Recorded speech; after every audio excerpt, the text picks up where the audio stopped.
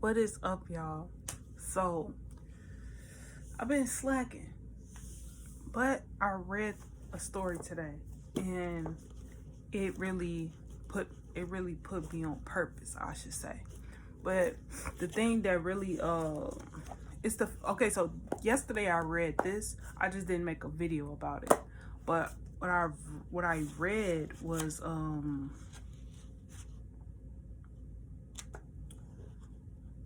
basically her her introduction to who she is and why she made this book specifically. So, and then it was so crazy how I get to this book today, and the story for today is called Roots and Wings. And I instantly thought of, like, reading the story, that the thing that I thought of first was this picture on my wall. It say, "Don't forget where you came from, but never lose sight of where you are going." And think about it, roots and wings. Roots are firm into the ground. Wings is where you fly to in the future. So it's like what grounds you and what keeps you dreaming. So it's like reading this story. So in the story, what's her name? Her name is Margaret. She was sitting next to this spot where she always sit at, doing the same. She was living a mundane life. She was complacent in the things that she found comfort in her everyday life. So she's at her childhood home, the same place where her grandmother was raised, same place her mother was raised. And she was just sitting next to the tree, and she was just stunned about the fact that she was just still there. Then that next day, or like sometime a little bit after, she was having this conversation with herself in her head. I guess it was in her head. I'm assuming that's where it was at. But after she had this conversation with herself, she made a phone call, and she got to go to LA for a while. And she went to LA. She had to sleep. She had to go through a little struggle a little bit. Had to sleep on the couch in a vet's office. It wasn't even like she had an apartment yet. When she went there, all she had was her dream and a place to lay her head at, and a person that believed in her. So she went to LA, and she said she was just walking around looking for a job. I guess it didn't go too much into how her life looked, but I'm pretty sure things lined up how they was supposed to, because she wound up getting an apartment, and not knowing that the person what'd she say?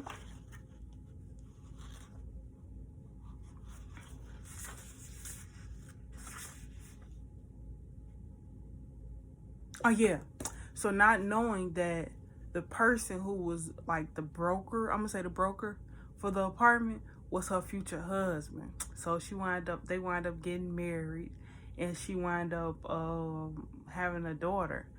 But before she had her child, she had visited home, and because she had missed home, like she was gone, but then she realized how much she really missed home. So then she wound up visiting home, came back, left again, and this time when she came back, she had her daughter, and her daughter got the chance to experience the land for the first time. Because mind you, her daughter was raised as a city kid.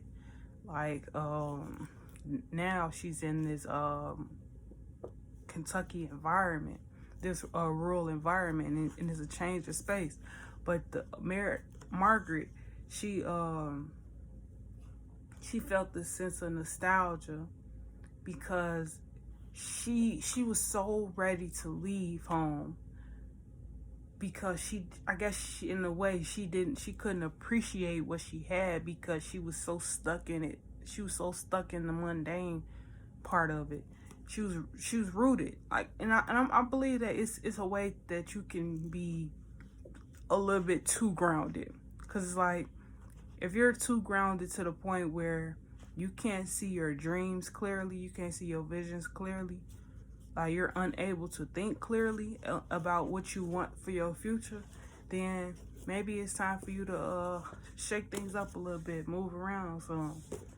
And it's okay with that, because like in the story, she said she's not upset that she left. And she's the way that hold on, What she say? She said, my daughter slipped her tiny hand into mine, and we walked through lawns thick with honey clover.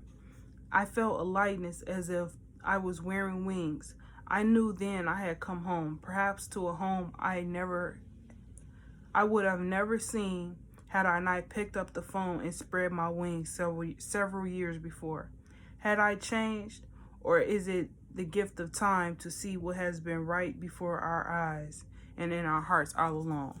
So it took for her to pick up the phone and go experience something different for her to be able to appreciate what she had in front of her, that sense of tranquility.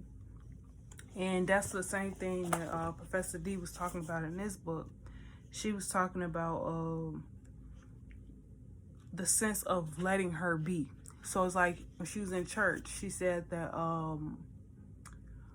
she was born to a 19-year-old mother who was one of 3 kids, and into a marriage. Her parents was also young and married. But she was in church, and she was in church with her mother, and her mother didn't want her to be out in the aisles dancing and stuff. And the pastor was like, "Let her be," and she just let her be. So she was just in church doing what kids do when you just let them do whatever they want to do. And even she said she even joined the choir. She joined something else too. The children's choir, and she got baptized early because she said that the deacon told her no, but the pastor said yes. The choir director told her no, but the pastor said yes. So it's just like about letting her be who she is, and let her do what she wants to do. Stop trying to control people. Stop trying to control things. Like, in a sense, the same with the roots and wings. She couldn't control where she came from, but she can control where she allowed her future to take her, which is why she went to LA. And in this book, she said, Professor D, she said, she quoted this Eleanor Roosevelt quote, and it says, "Never allow a person to tell you no who doesn't have the power to tell you yes." Everyone has that one story. This story is best told by my mother. It's mine, and I'm sticking to it. And it's like, it's 2 things though, because I put 2 quotes together. But we all have a story, and this is that in itself, a story. The story of our lives, our storybook. Just like these are 2 books with 2 people this has a few people telling stories, but this has a person telling a story. And it's like, we all have it.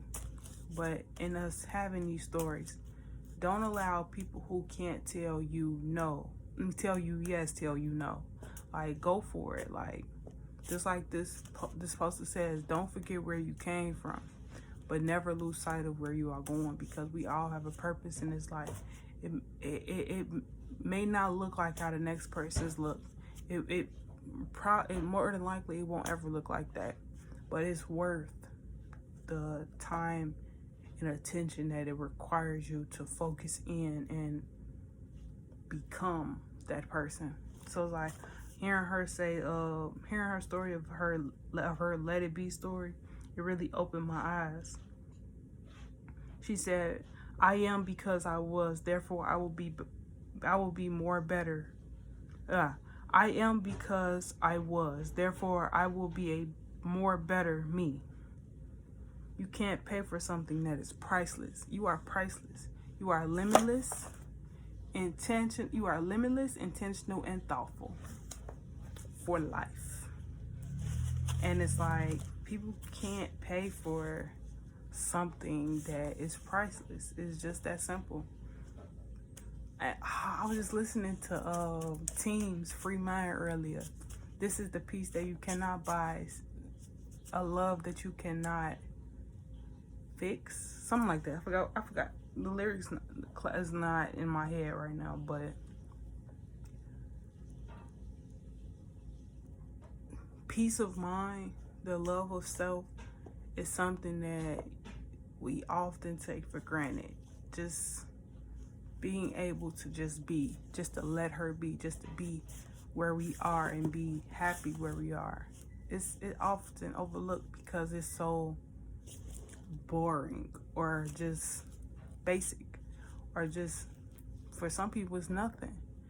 And it's like, it's us that add meaning to things. And the thing that's coming through my head right now is DMX Open. He said, to live is to suffer. To suffer is to find meaning in the struggle. And it's like, when you find meaning in your struggle and you learn to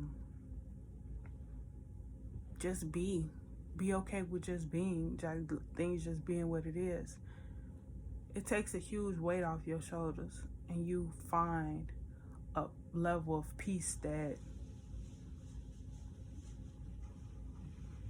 just melts your heart.